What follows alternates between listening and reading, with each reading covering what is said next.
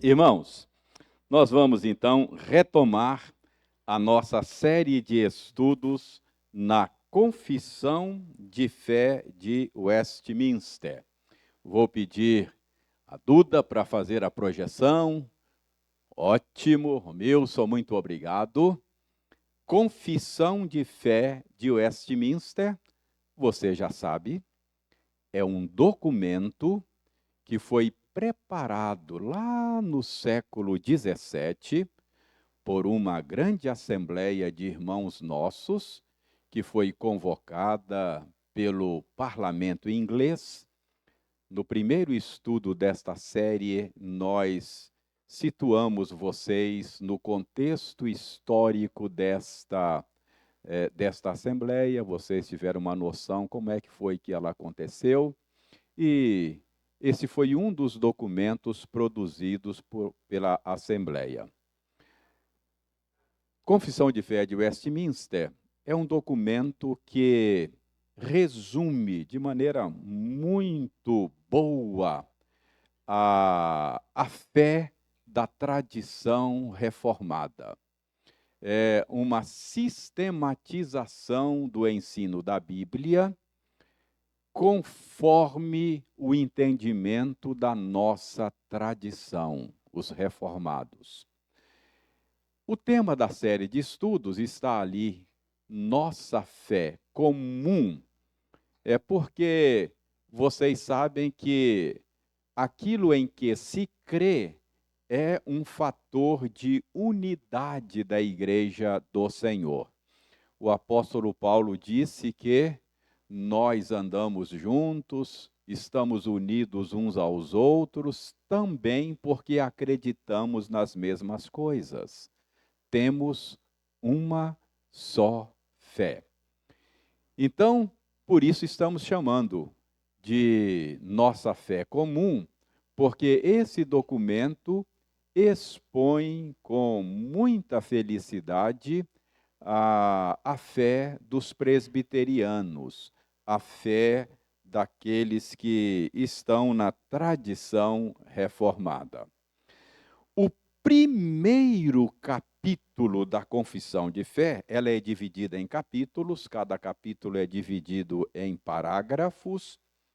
Então, o primeiro capítulo trata da doutrina ou da crença presbiteriana ou reformada a respeito da Escritura. Então, o primeiro tópico, primeiro capítulo, é sobre o entendimento nosso sobre a Escritura Sagrada. Ali nós temos o 6º parágrafo. Já estudamos o parágrafo 1º, 2º, 3º, 4º, 5º. Chegamos hoje ao 6º parágrafo. Então vamos ler o 6º parágrafo. Todo esse material, a Confissão de Fé de Westminster, isso é de domínio público. Você tem isso aí na internet, só fazer uma busca no Google lá, você vai encontrar o texto completo da Confissão de Fé. Então, eu vou ler e você leia comigo aí silenciosamente, ok? Acompanha aí, ó. Todo o conselho de Deus concernente a todas as coisas necessárias para a glória dele e para a salvação, fé e vida do homem, ou é expressamente declarado na Escritura, ou pode ser lógica e claramente deduzido dela. À Escritura nada se acrescentará em tempo algum, nem por novas revelações do Espírito, nem por tradições dos homens. Reconhecemos, entretanto, ser necessária a íntima iluminação do Espírito de Deus para a salvadora compreensão das coisas reveladas na palavra, e que há algumas circunstâncias quanto ao culto de Deus e ao governo da igreja, comum às ações e sociedades humanas, as quais têm de ser ordenadas pela luz da natureza e pela prudência cristã, segundo as regras gerais da palavra, que sempre devem ser observadas.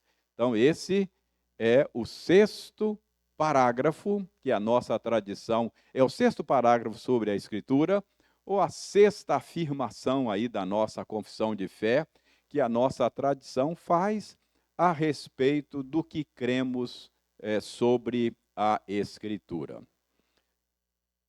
Esse sexto parágrafo trata de quê? Você quer dar um palpite? O último parágrafo, o quinto, tratou da base da autoridade da Escritura e do reconhecimento desta autoridade. Ou seja, a base da autoridade da Escritura é a inspiração do Espírito Santo. Por que a gente aceita a Escritura como autoritativa? Porque ela é inspirada por Deus, ela tem autoridade sobre nós.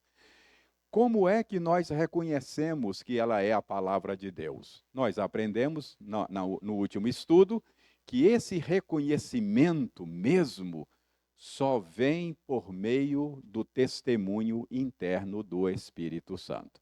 Então, o quinto parágrafo tratou da autoridade da Escritura.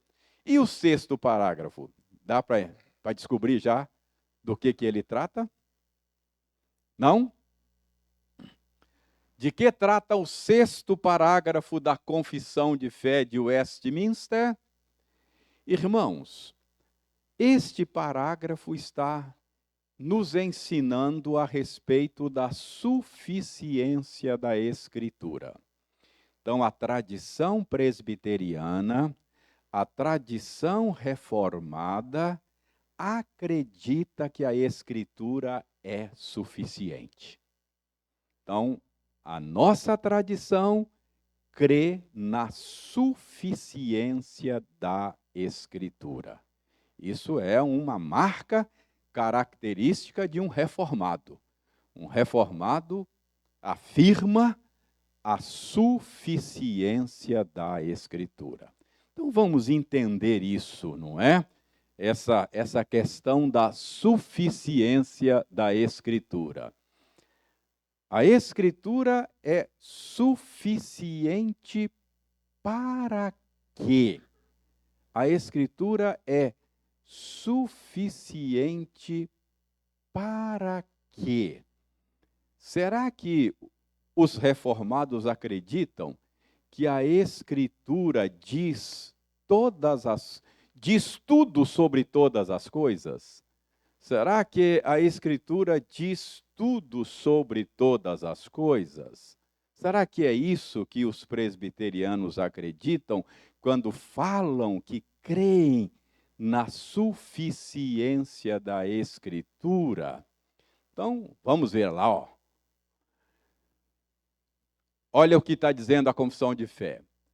Todo o conselho de Deus, concernente a todas as coisas necessárias para a glória dele e para a salvação, fé e vida do homem, ou é expressamente declarado na Escritura, ou pode ser lógica e claramente deduzido dela.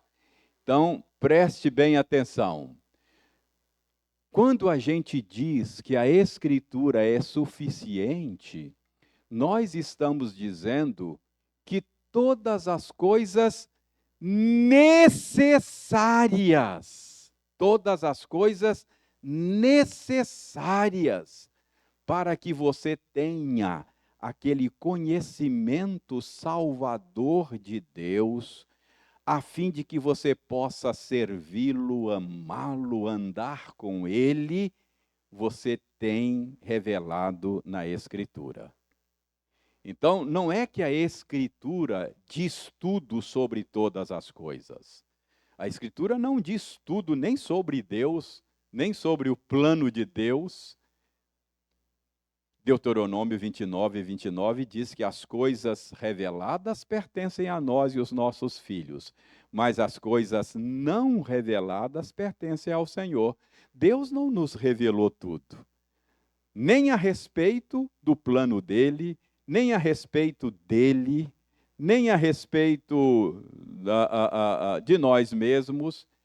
Ele revelou aquilo que é necessário para que você o conheça, para que você o ame, para que você o adore, para que você possa se arrepender dos seus pecados, para que você possa servi-lo e encontrar nele a vida abundante, a vida que vale a pena ser vivida, a vida eterna. Então, quando a gente diz que a Escritura é suficiente, é disso que estamos falando. Todas as coisas necessárias para que você ande com o Senhor, a Bíblia lhe dá. A Bíblia lhe oferece. Se você, por exemplo, deseja ser um bom mecânico de automóvel, como o Romilson, assim, eu espero que você leia outros livros além da Bíblia. A Bíblia. Se você deseja ser um bom cirurgião, eu espero que você leia outros livros além da Bíblia. A Bíblia não será suficiente para fazer de você um bom cirurgião. A Bíblia não será suficiente para fazer de você um bom mecânico. Tá claro? Você terá que ler outros livros. Mas a Bíblia é suficiente para quê? Para aquelas coisas necessárias para que você conheça a Deus, ame ao Senhor, ande com Ele e tenha a vida eterna. Então, a suficiência da Escritura significa exatamente isso aí. É isso que nós cremos sobre a suficiência da Escritura. Mas eu sempre tenho dito a vocês que a nossa única regra de fé e de prática é a Escritura. A gente não crê assim porque a confissão de fé diz. A gente crê assim porque a Bíblia diz. A Bíblia e não a confissão de fé é a nossa única regra de fé e prática. Nós adotamos a confissão de fé porque nós entendemos que ela expõe com fidelidade o que a Bíblia ensina. Então vamos procurar base bíblica para esse tipo de suficiência da Escritura. 2 Timóteo 3, 15 a 17. Alguém abra para nós e leia para nós em alto e bom som. 2 de Paulo a Timóteo, capítulo 3, versos 15 a 17. Sabes as sagradas letras que podem tornar-te sábio para a salvação pela fé em Cristo Jesus.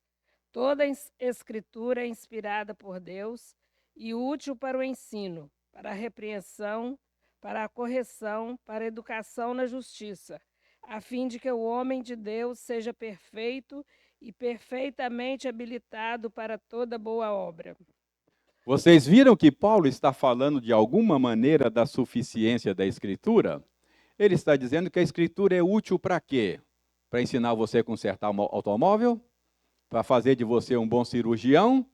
Não, a Escritura é útil para fazer de você alguém que ande no caminho certo, para educação na justiça, não é? Então a Escritura é útil para isso. Mas ela não é apenas útil. Paulo está dizendo aí que ela é suficiente para isso, a fim de que o homem de Deus seja perfeito e perfeitamente habilitado para toda boa obra. Então, o ministro cristão, o professor da escola dominical, o pregador, ele está perfeitamente habilitado a treinar as pessoas no caminho da justiça com a Escritura. Com a Escritura, ele não está mais ou menos habilitado. Com a Escritura, ele não está parcialmente habilitado. Com a Escritura, ele está perfeitamente habilitado para ajudar você a andar no caminho da justiça, a Escritura é suficiente. Percebe? Então, suficiência da Escritura não é algo que os teólogos de Westminster inventaram. Suficiência da Escritura é o ensino da própria Escritura, refletido na Confissão de Fé de Westminster. Está claro isso para vocês aí? É sempre bom a gente mostrar a base bíblica, porque uma das acusações que igrejas não confessionais, pessoas de igrejas não confessionais faz a nós que somos confessionais, que temos confissão de fé, fala, vocês falam que a Bíblia é a única regra de fé de vocês, mas e a confissão de fé? Não, a confissão de fé, ela é uma norma, assim, para nós. Ela é uma regra, mas uma regra secundária, não é? A regra primária é a Escritura. Nós só aceitamos a confissão porque ela está em sintonia perfeita com o que a Escritura diz. Então é isso que eu estou mostrando a vocês aí, ó. Que a suficiência da Escritura não é apenas o ensino da confissão de fé dos presbiterianos. A suficiência da Escritura é o ensino da própria Escritura. Está claro isso para vocês? Então vamos prosseguir. Com a Escritura estamos perfeitamente habilitados para toda boa obra. Foi o que eu acabei de dizer.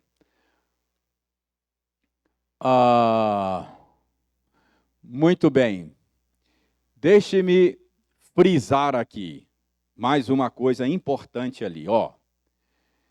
Todo o conselho de Deus concernente a todas as coisas necessárias para a glória dele e para a salvação, fé e vida do homem, ou é expressamente declarado na Escritura, ou pode ser lógica e claramente deduzido dela.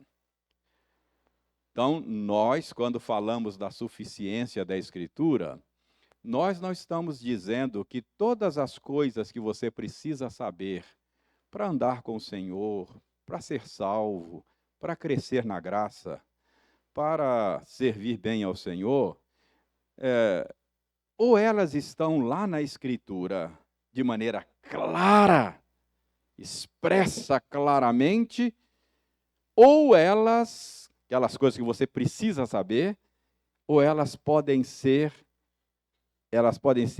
deduzidas da Escritura. Ou seja, nem tudo está lá claro, mas pode ser deduzido. Então, ou está claramente aquilo que você precisa para ser um bom crente, ou está claramente revelado na Escritura, ou pode ser deduzido do texto da Escritura. Ok? Por esses dois caminhos. Deixe-me mostrar isso a vocês. Alguém leia para nós João 14:6 e outro alguém leia 1 Timóteo 2:5. Quem achou aí? Quem achou aí João 14:6? Quem achou? Eu sou o caminho, a verdade e a vida. Ninguém vem ao Pai senão por mim. Então, Jesus está dizendo aí, eu sou o caminho, eu sou a verdade, eu sou a vida. Ninguém, absolutamente ninguém tem acesso a Deus, ao Pai, a não ser por mim. A não ser por mim. Não tem outro mediador entre Deus e os homens. Ele é o caminho, ele não é um dos caminhos. Não é que todos os caminhos levam a Deus, só tem um caminho que leva a Deus, Jesus Cristo. Ele é o caminho. Então, ele é o único mediador entre Deus e os homens. Outro texto, 1 Timóteo 2:5. Há um só Deus e um só mediador entre Deus e os homens, Cristo Jesus, homem. Então, veja bem. Há um só mediador entre Deus e os homens, Jesus Cristo, homem. Então, preste bem atenção.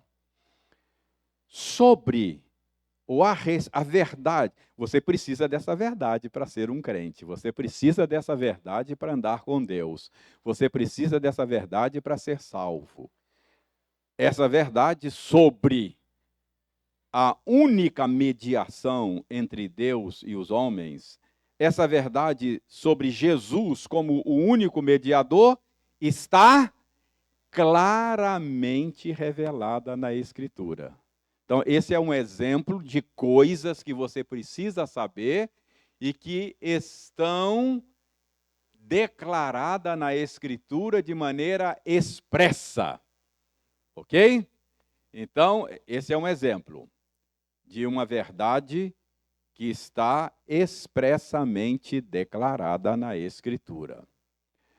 Então, é expressamente declarado na Escritura que Jesus é o único mediador entre Deus e os homens. Essa é uma das coisas que a Escritura diz a você de maneira clara, expressa.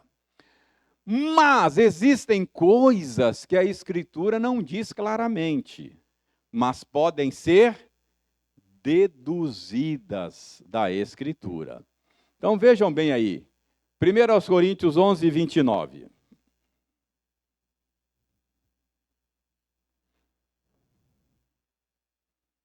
Alguém leia?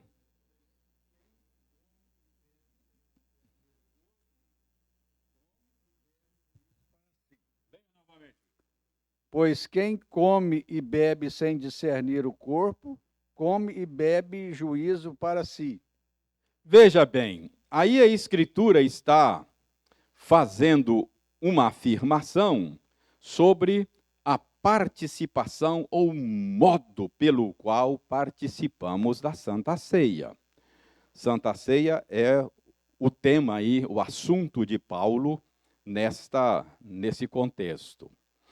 Então, o que significa participar da Santa Ceia sem discernir o corpo? Nós não vamos entrar nessa questão, porque não é importante para nós aqui, e até porque é uma questão bastante controversa. Há diferentes entendimentos sobre o que significa isso. Mas uma coisa é clara e não há dúvida. Paulo está dizendo que a participação na Santa Ceia requer algum tipo de discernimento. Não requer?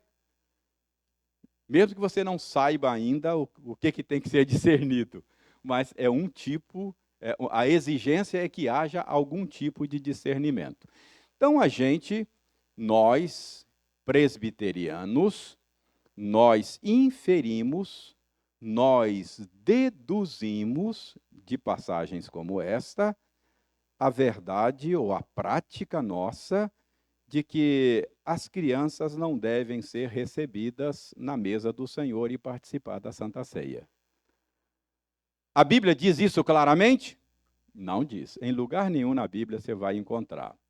Alguns até nos criticam, mas as crianças não são membros da igreja de vocês? Vocês não batizam as crianças? Então elas deviam participar. Mas a nossa base bíblica é por inferência lógica. Esse tipo de participação, Paulo diz que requer algum tipo de discernimento que nós entendemos que as crianças não têm. Então, logo, nós excluímos as crianças da ceia do Senhor. Alguém vai dizer assim, mas então vocês não dão a membresia completa para as crianças. É verdade, nós não damos. Existem duas categorias de membro. Ela não deixa de ser membro por isso, mas existem certos privilégios e direitos que não são estendidos a todos os membros, não é? Por exemplo, na nossa igreja, o direito de exercer o oficialado só aos membros masculinos maior de 18 anos, não é? As mulheres são membros da igreja, mas elas não podem ser eleitas presbíteras ou diaconisas. É comum. E na vida civil? É natural. Por exemplo, quando o seu filho nasce, você leva lá no cartório, registra e ele recebe a cidadania brasileira. Ele é um brasileiro, cidadão brasileiro, não é? Então, ele tem lá a sua cidadania. Mas o fato de ser cidadão brasileiro não significa que ele tenha todos os direitos de cidadão brasileiro ainda. Por exemplo, ele não pode tirar carteira, né? Carta lá em São Paulo. Ele não pode tirar a carteira de motorista, não é verdade? Porque, mas ele não é cidadão brasileiro? É cidadão brasileiro, mas existem certos direitos da cidadania que ele ainda não usufrui. Ele não pode votar, não é? Porque é um direito da cidadania. Percebe? Não tem nenhum problema você ter um membro infante na igreja que não usufrui de todos os privilégios da membresia, tá? Mas isso é só um parêntese. O que eu quero mostrar aqui é um exemplo de inferência.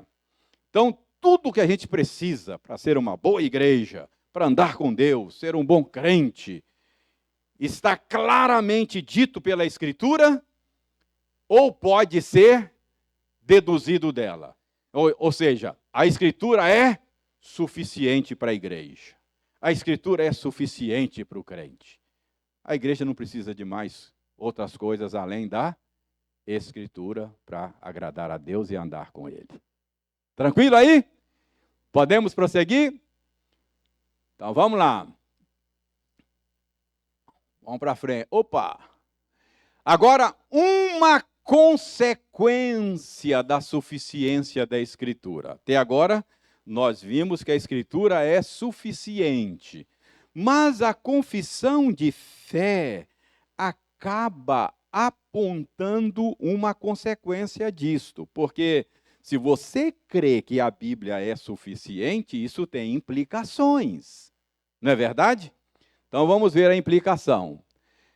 À Escritura nada se acrescentará em tempo algum, nem por novas revelações do Espírito, nem por tradições de homens. Então, por que é que os presbiterianos não aceitam novas revelações do Espírito? Por causa da doutrina da suficiência da Escritura. Se eu disser que a igreja precisa de novas revelações do Espírito, eu estou dizendo que a Escritura não é suficiente. Percebe? Então, essa é a nossa convicção. Existem setores da igreja cristã, irmãos nossos que nós cremos que são irmãos nossos, que acham que a igreja está recebendo novas revelações. Não é a nossa prática, não é o nosso entendimento. O entendimento nosso é esse aí. A Escritura para nós, ela é suficiente. Eu não preciso de novas revelações do Espírito, não posso acrescentar nada à Escritura por novas revelações, nem por tradição de homens. Os nossos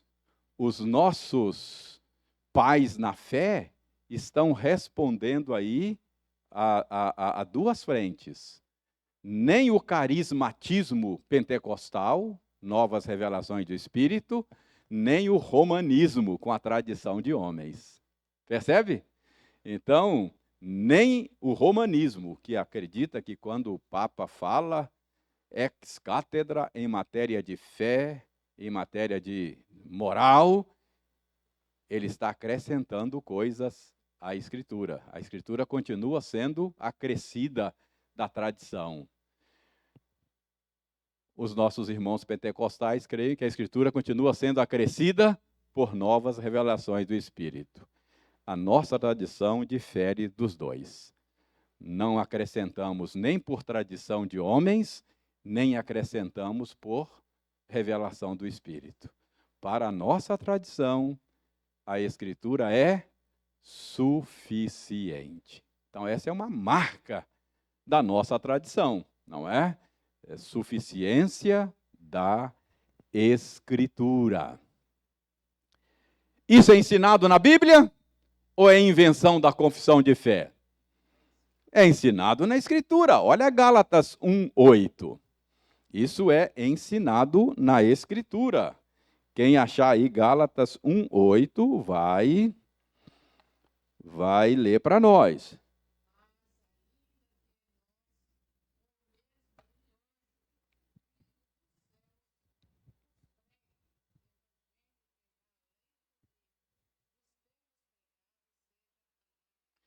Muito bem, você que está em casa não ouviu a leitura, mas você pode abrir a sua Bíblia aí em Gálatas 1:8, você vai descobrir o que a Ângela leu aqui.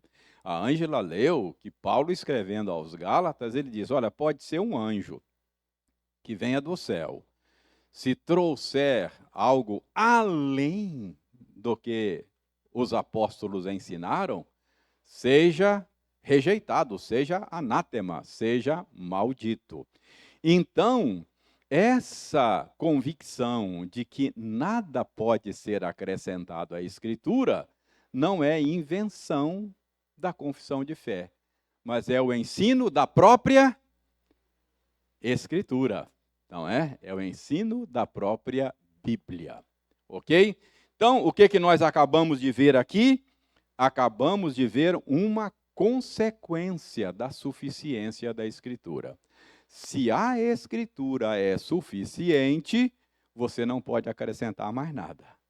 Nem por novas revelações do Espírito, nem por tradição de homens. Nada mais. A Escritura é o bastante. É suficiente. Ok? Muito bem. Duas ressalvas. Os nossos pais na fé fizeram duas ressalvas nesse assunto da suficiência da Escritura. Vamos ver a primeira ressalva. Reconhecemos, entretanto, ser necessária a íntima iluminação do Espírito de Deus para a salvadora compreensão das coisas reveladas na palavra. Então veja bem, tudo que você precisa saber para ser salvo está na Escritura. Ela é suficiente. Tudo que você precisa saber. Entretanto, você não vai à Escritura e conseguir esse conhecimento salvador, esse entendimento salvador dessas coisas, sem a ajuda do Espírito Santo. Entendeu? Está lá. Está tudo lá que você precisa. É suficiente. Mas você só vai ter esse conhecimento que salva se o Espírito Santo ajudar você. Entendeu? Se você for à Escritura, embora esteja tudo lá, sem a ajuda do Espírito, você não vai ter o conhecimento salvador. É por isso que normalmente nos cultos aqui o pregador ora por iluminação, pedindo a ajuda do Espírito. Senhor, nós vamos olhar para a Bíblia agora. Nós queremos ter aquele conhecimento que salva. Nós sabemos que ele está aí na Bíblia, mas nós não poderemos tê-lo a menos que o Senhor nos ajude pelo Espírito. Entendeu? Então, a nossa tradição faz essa ressalva. Quando nós falamos que a Bíblia é suficiente, nós não estamos dizendo que você não precisa mais do Espírito Santo. É só ir lá na Bíblia, ler e já está salvo. Não. Você precisa do Espírito Santo. Não é? Esse é o entendimento da nossa tradição. Olha o texto que nós lemos aí com o IUDI. Releia Salmo 119, 18. Lembra? Salmo 119, 18. Venda os meus olhos para que eu contemple as maravilhas da tua lei. Isso é uma oração por iluminação. O salmista entendia que estava lá o que ele precisava, está lá na lei do Senhor. Mas se o Senhor não abrir os olhos, não desvendar os olhos, não iluminar o entendimento, ele não vai conseguir àquele conhecimento salvador que está lá na Bíblia. Entendeu? 1 aos Coríntios, capítulo 2, versos 9 a 12. Alguém acha para nós aí? 1 aos Coríntios 2, 9 a 12. Eu estou tentando mostrar para vocês que essa necessidade de iluminação não é uma invenção da confissão de fé, mas é o ensino da Escritura. Quer ler para nós aí, Ana Rita? Mas, como está escrito, nem olhos viram, nem ouvidos ouviram, nem jamais penetrou em coração humano o que Deus tem preparado para aqueles que o amam. Pode ler o resto.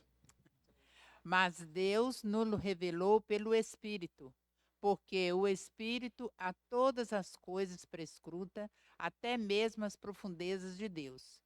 Porque qual dos homens sabe as coisas do homem, senão o próprio Espírito que nele está? Assim também as coisas de Deus, ninguém as conhece, senão o Espírito de Deus. Ora, nós não temos recebido o Espírito do mundo, e sim o Espírito que vem de Deus, para que conheçamos o que por Deus nos foi dado gratuitamente. Você recebeu o Espírito Santo para quê?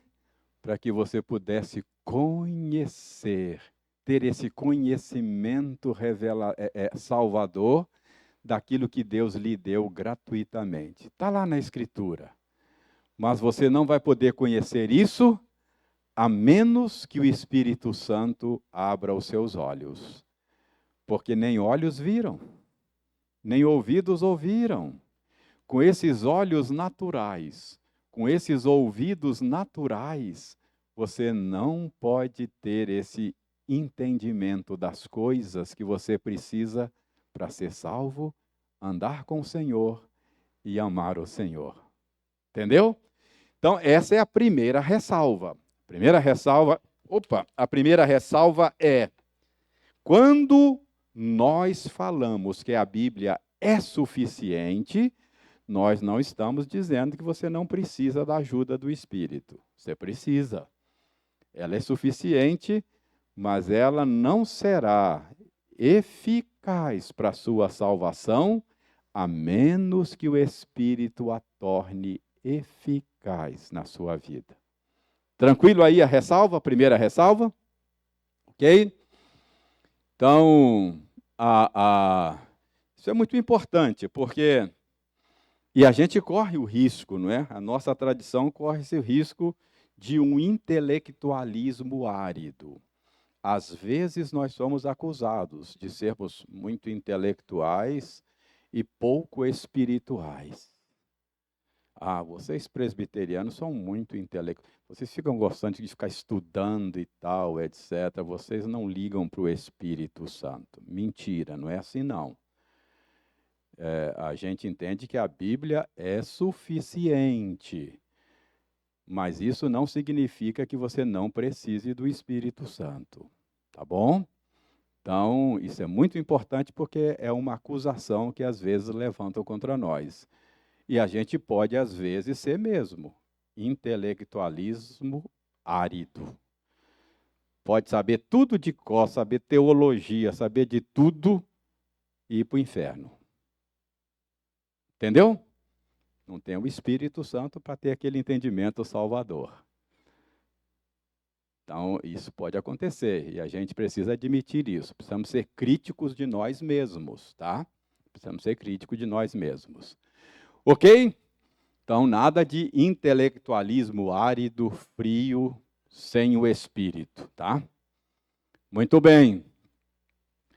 Outra ressalva, não é? A outra ressalva é: nós cremos na suficiência da Escritura, mas nós admitimos que existem algumas circunstâncias quanto ao culto de Deus e ao governo da igreja, comum às ações e sociedades humanas, as quais têm de ser ordenadas pela luz da natureza e pela prudência cristã, segundo as regras gerais da palavra, que sempre devem ser observadas.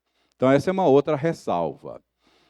Quando nós falamos que a Escritura é suficiente, mais uma vez, nós não estamos dizendo que a Escritura nos dá resposta para tudo.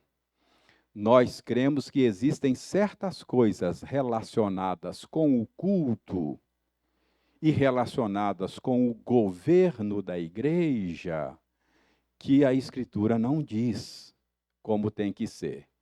E que essas coisas que a Escritura não é suficiente nesse sentido, não diz claramente o que tem que fazer, nós precisamos tratar essas coisas e decidi-las à luz do bom senso, da sabedoria e dos princípios da Escritura.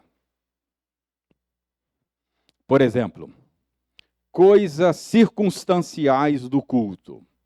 Pensar aqui em coisas circunstanciais do culto. Nós vamos ter bancos estofados ou bancos sem estofamento? Nós tomamos uma decisão aqui recentemente sobre isso. Cadeiras ou bancos? Nós vamos ter ventiladores ou ar-condicionado? O culto vai ser às 6h30 ou às 7h30? Percebe? Essa circunstância, você não precisa de uma revelação especial de Deus para resolver isso. Nossa tradição entende que não precisa de uma revelação especial. Como é que você decide isso? Bom senso, não é?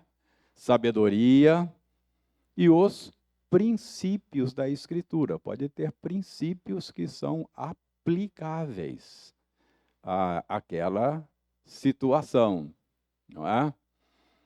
Então, por exemplo, nós estamos conversando com o pessoal do canto congregacional. Eles estão aprendendo princípios. A Bíblia não diz que nós vamos cantar no culto. A gente decide isso com sabedoria, não é? Com inteligência e com princípio. O que vamos cantar domingo? Então, um dos princípios precisa ser bíblico, né? Esse é um princípio. Então, pode ser uma música muito bonita, mas se não ensina o que a Bíblia ensina, a gente evita. Um princípio técnico que os nossos irmãos estão discutindo nas nossas conversas é extensão vocal por causa do princípio da inclusividade. O canto congregacional precisa ser o mais inclusivo possível.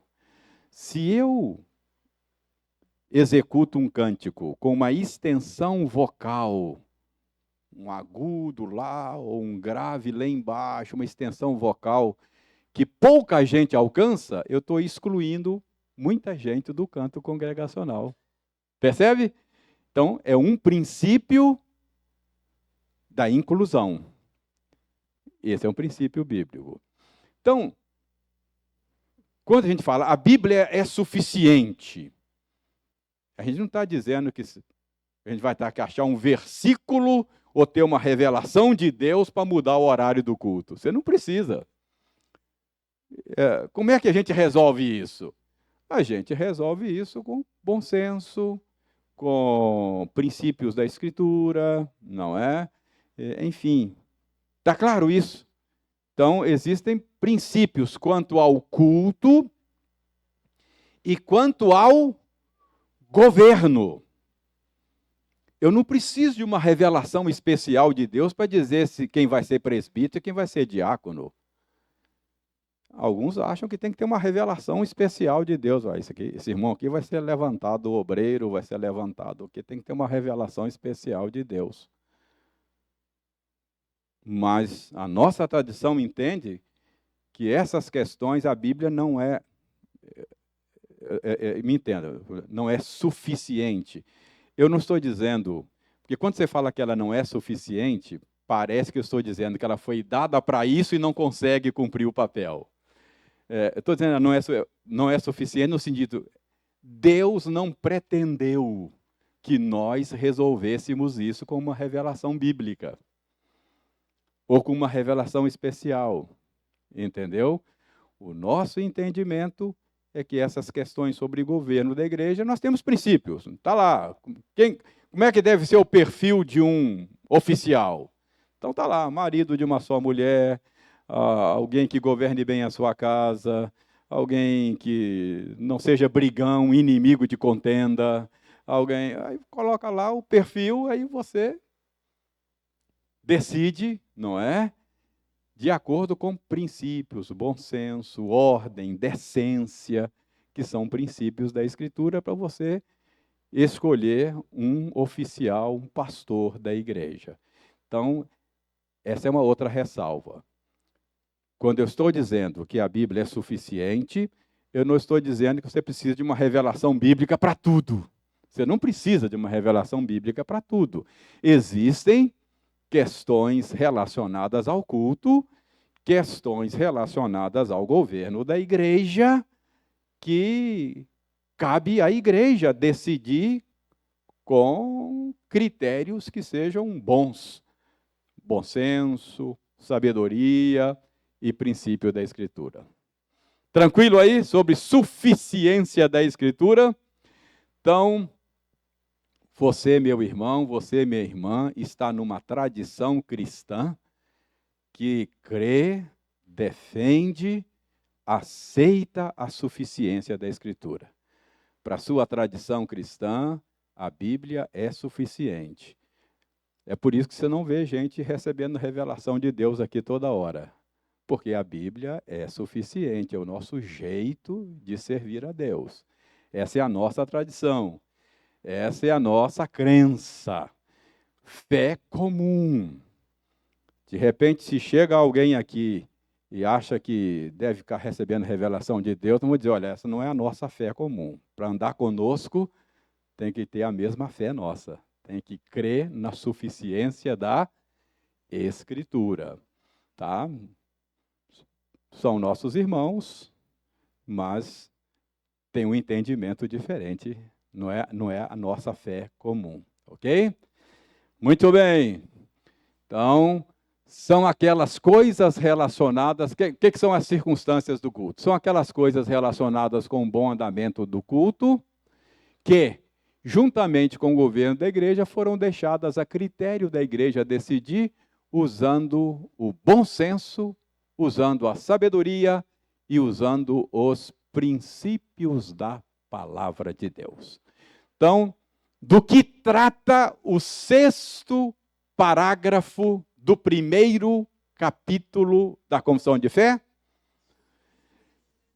E agora vocês estão afiados. Agora vocês não apenas sabem que existe a suficiência da Escritura, vocês sabem o que significa a suficiência da Escritura, e vocês sabem das implicações da suficiência da Escritura.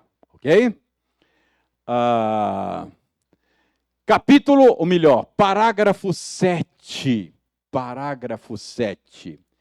Na Escritura, não são todas as coisas igualmente claras em si, nem do mesmo modo evidentes a todos. Contudo, as coisas que precisam ser obedecidas, cridas e observadas para a salvação, em um ou outro passo da Escritura, são tão claramente expostas e explicadas que não só os doutos, mas ainda os indoutos, no devido uso dos meios ordinários, podem alcançar uma suficiente compreensão delas.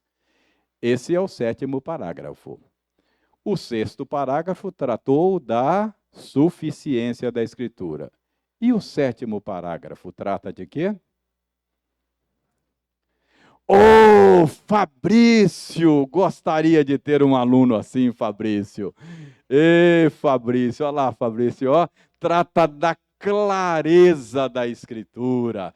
A Escritura não é apenas suficiente, mas a Escritura, ela é também clara, ok? Nós cremos na clareza. Tem um termo técnico esquisito, que é só para você saber que ele existe, talvez você vai encontrar em livros, às vezes, em vez de falar clareza da Escritura, fala-se a perspicuidade da Escritura. Parece um palavrão, né? A perspicuidade da Escritura é a clareza da Escritura. Vamos usar clareza que fica mais fácil, fica mais claro, né? Clareza fica mais claro, né? Ok, muito bem. Então, na Escritura não são todas as coisas igualmente claras em si, nem do mesmo modo evidentes a todos. Tem coisas obscuras na Escritura, não tem? Tem coisas assim difíceis de entender na Escritura, não tem? Veja aí o que o Pedro escreveu. 2 de Pedro 3, 15 e 16. Olha o que o Pedro escreveu aí.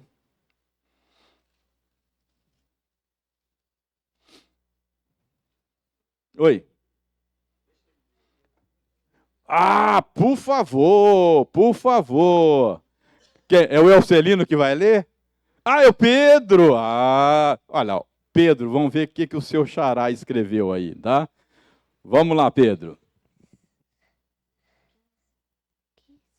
E tende por salvação e longanimidade do nosso Senhor, como igualmente o nosso amado irmão Paulo vos escreveu, segundo a sabedoria que lhe foi dada, ao falar acerca destes assuntos das suas epístolas, das quais há certas coisas difíceis de entender, que os ignorantes e instáveis, derpunantes, como também derpam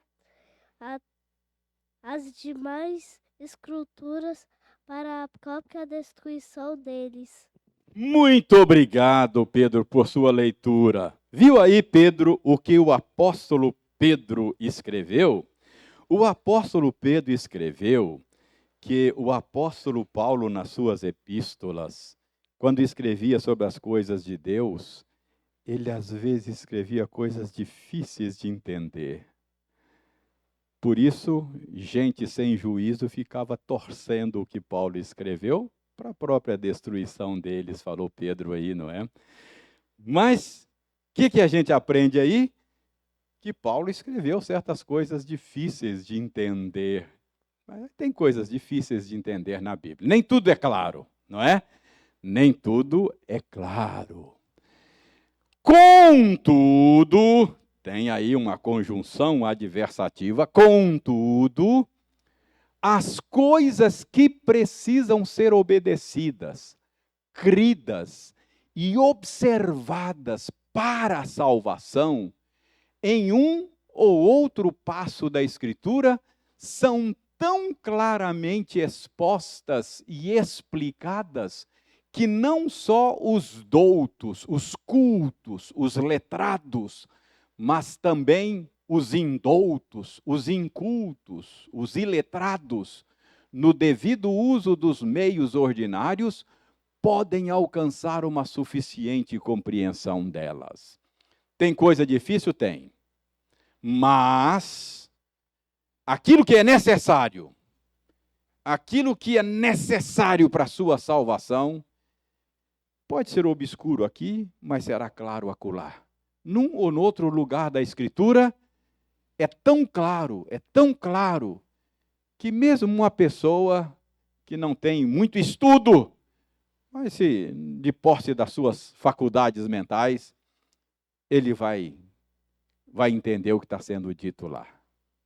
Entendeu? Isso é a clareza da Escritura. A Escritura não é obscura. Qualquer pessoa, mesmo sem estudo, vai poder compreender o que está sendo dito lá. Irmãos, isso é um princípio reformado importante. A reforma religiosa protestante do século XVI brigou para que a Bíblia fosse colocada na mão do povo, porque até então se dizia, não, a Bíblia não pode ficar na mão de qualquer um, esses iletrados aí não vão poder entender a Bíblia, eles têm que comer na mão do clero. Os reformados disseram, não, a Bíblia é clara, a Bíblia é clara, deixa o povo ler, qualquer um pode entender aquilo que é necessário. Tem coisa obscura? Tem. Mas aquilo que é necessário para você andar com Cristo, é claro na Escritura. Entendeu? Então, nós cremos na clareza da Escritura. Cremos porque a confissão de fé diz? Não somente, porque a própria Bíblia diz, não é? Por exemplo, Salmo 119, 105, lâmpada para os meus pés e a tua palavra, e luz para o meu... A Bíblia é luz, sem ela que você não vai entender, mas com ela é acender a luz, você vai entender, não é? O 130 do 119 diz aí, se não me engano, esclarece. Dá o entendimento ao indouto, aquele que é analfabeto. Ele tem entendimento pela Escritura. Salmo 19, 7, a segunda parte, diz assim, o testemunho do Senhor é fiel e dá sabedoria a quem? Aos doutos, aos estudados. Não dá sabedoria a quem? Aos simples. Uma pessoa simples, ela é capaz de compreender aquilo que é necessário para a sua salvação e está lá na Escritura. Então, capítulo 7 trata da clareza da Escritura. Obrigado, Eliane, muito obrigado. Eu não sei como é que eu faria sem a sua ajuda. Parágrafo 7, não é capítulo, é parágrafo 7. Capítulo 1, parágrafo 7.